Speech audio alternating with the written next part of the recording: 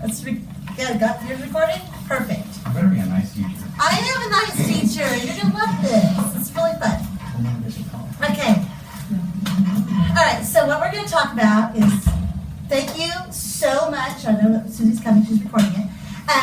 For coming again to Patterns of Power. And I know that we had our introduction to Patterns of Power, and this is just kind of a way of keeping it into our practice, and that we've had a chance to learn about it, and this is a way we can just really own it and implement it into our practice. And so what I have for you today is a really quick Patterns of Power, like a little cheat sheet and a little handout of all the things that we've talked about Patterns of Power previously, but it's kind of condensed all on one page just to make it a little bit, it's an easier reference guide and a little bit easier way to not have to carry around the book so much. Okay, so what we're going to talk about first of all is I started the last presentation with the Knowing book, and I always love to go to wonderful staff developments that show great literature. So that was last time. This time we're going to talk about Six Dots, and Six Dots is a biography of Louis Braille, and Louis Braille was not born blind. He was born completely seeing. He was just a normal kid, and his father had a shop, and he had an accident in his father's shop, and he was he poked himself in the eye with an awl. I think that's how you say that, tool. And what happens is he got an eye infection, and the eye infection spread to his other eye, and he ended up being completely blind. And then he eventually went away to a school for the blind. And the school for the blind did not have any books, and only certain children were allowed to read those books. They had a very limited supply of books for the blind. And finally, he worked really hard, and was able to get a hold of those books. But those books were made so that they would have like sticks or thread or something tactily to trace over every single letter. So that's how they did it. And then all of a sudden, they became a war. And there was codes made by these people using dots, and they used the blind people to translate these codes. But they were very long, very laborious, and very difficult. So what Louis Braille did was he worked as a way to make the codes simpler. And what happened was that he eventually created a system, and here are the dots, the back, that there's only 6 dots in Braille. At every letter, and showing how to capitalize, every punctuation mark can be shown only through that pattern of 6 dots. So eventually it became the standard, and then blind people were able to read books. And so he was just this is really quite remarkable. And one of the reasons why we talk about Louis Braille, not only is this book a really great mentor text because it has wonderful, rich language in it, and it's also good for inventors and biographies and a lot of genres that we talk about. But it also talks about how he took the codes of these other previous people, and he made it better. And when we talk about Patterns of Power, it's not something new, but rather it's taking something that we already do and transforming it by extending it and making how we teach something better. And so I know because I've worked with y'all and we plan together, that we do a great job. Oh, we need to make sure we teach nouns. We need to make sure we teach verbs. We need to look at our KUBs and see what they say we have to do. We're awesome. We do great. But what Patterns of Power, but then we hear the same problem is in upper grades, they say, well, they don't use it in their writing. Or we even see, they keep forgetting the periods and capital letters. We talk about that constantly. So what Patterns of Power does is extends our thinking from teaching those skills in a more isolated manner and teaching them in context of books, where children have the ability to notice. It also uses their natural curiosity to, and it uses that to keep going. So what we're going to do, you have a green notebook. Oh, here's a green notebook. And we're going to write in our green notebook. Sorry about that. You're going to have a green notebook. Probably this one. You're going to write about your practice. We're going to take about 5 minutes, and we're going to write about what you used to do in your reading practice, and then we're going to talk about how we're using patterns of power to transform and extend our thinking about conventions of writing. So just take 5 minutes, and we'll go ahead and just reflecting. This is kind of a powerful tool to make us think about our own teaching and inform our own selves about becoming better teachers. So we'll just write 5 minutes.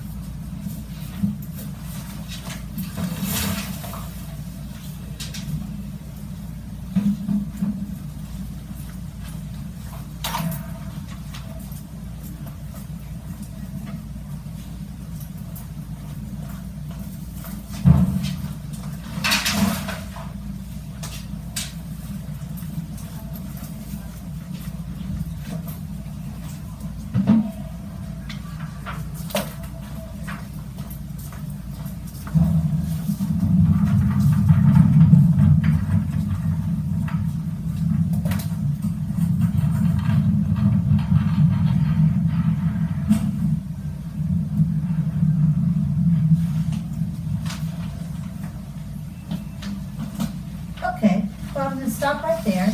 And I think that one of the best things I love, is learning from other people about what they think. So I was wondering if anyone would be willing to share out something that they were thinking about, how maybe patterns of power change their thinking about their instruction, about conventions of writing.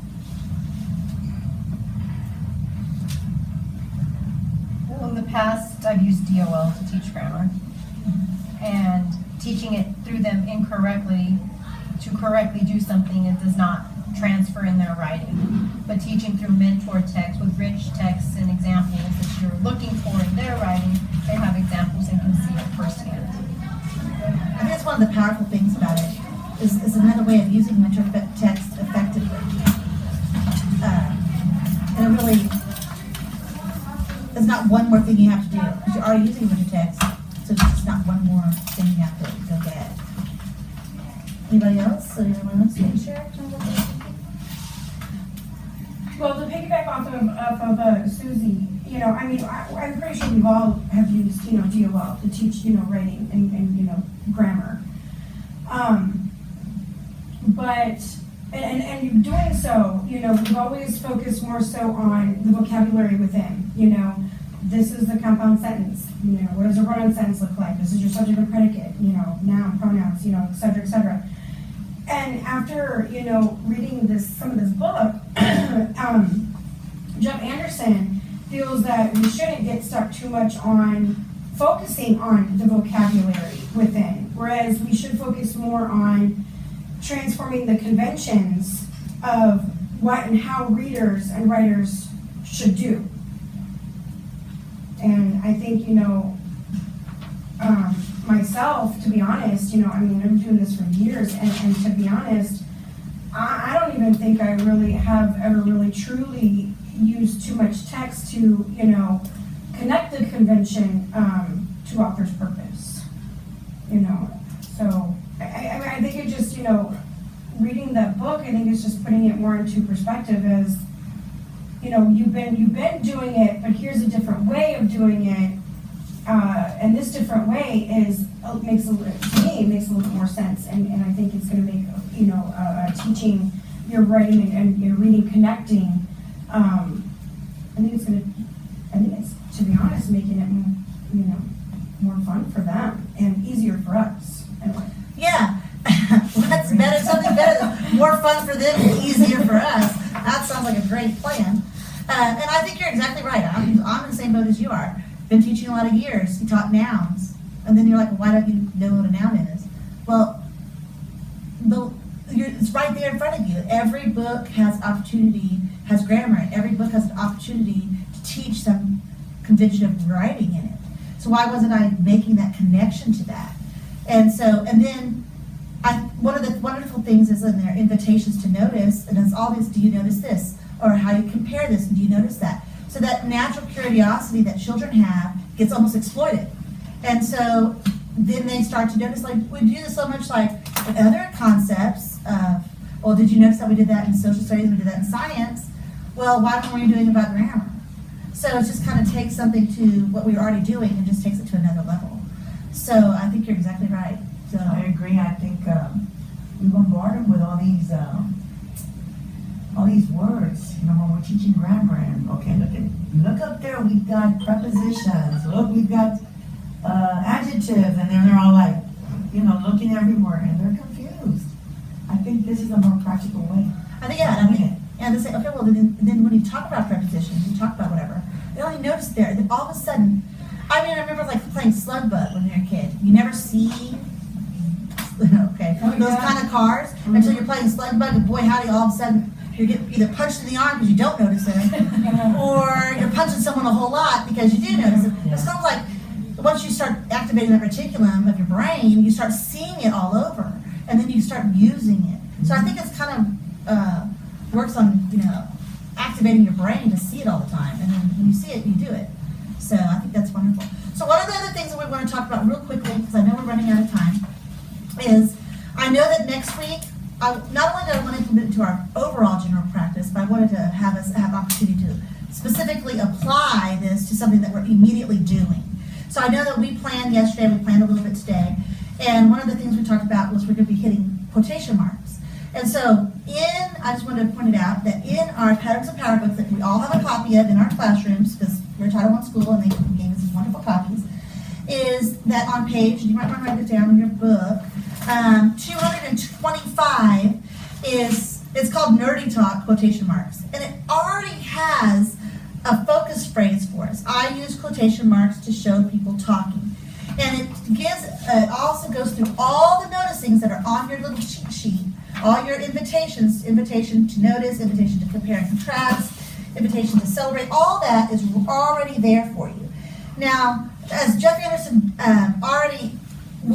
once has a specific text examples, but since next week we're doing author study, and we're talking about, I know the authors we're studying because we talked about that, they'll have quotation marks in them. You just find one of those mentor texts that you're already doing. You read the story, and then you put up, oh, look at this sentence, invitation to notice. So you just take our reading concept of author study, whatever book, and you just find a quotation, and you integrate your language arts, just flows naturally from your reading. And so quotation marks is already on page 225. Now, of course, if you want to get that book, of course you can do that. But the beauty of this is once you get that focus phrase, and once you get your mentor text that has that sentence that you're going to focus on, then it's just as a matter of just following the steps on your cheat sheet. So that's kind of how we can just easily integrate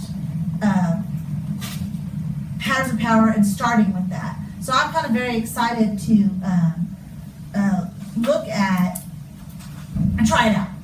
And like I said, I was doing letter writing, and I was doing Dear Mr. Blueberry as one of my mentor texts for letter writing. And I said, well, I'm just going to try some of that talk about like noticing. Did y'all notice about this? I was like, I'll just try that language out. And boy, how did they came out? Well, I noticed this. And we noticed that letters come in envelopes. I was like, letters come in envelopes. Oh, look. And they showed me in the book where letters come in envelopes. I'm like, okay, so they went to town. So I think it was really, I stopped talking and they started talking. And they were owning their own learning too, by their own noticing. So I think that was powerful. It wasn't just me talking about it, it was them noticing it, them seeing it. So I think that's going to be right here in your book. So that's going to be immediately how we can do that. So I know that because we were going to raid the library that we might be doing different authors so that we can all rotate with the authors that we're studying. So I didn't want to pick a specific book, but I wanted to show you that quotation marks are in Patterns of Power book. So, and the focus phrases in there. So, Saba?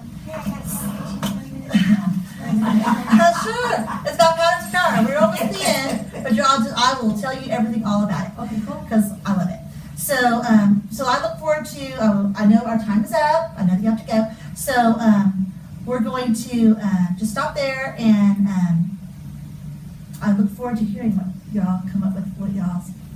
What if it works for y'all. Give it a shot. I think it's gonna work. I'm excited because it's not that hard, and I always have to do something that's not that hard. So, all right. Well, thank y'all so much, and don't worry. I'm gonna redo it. Okay.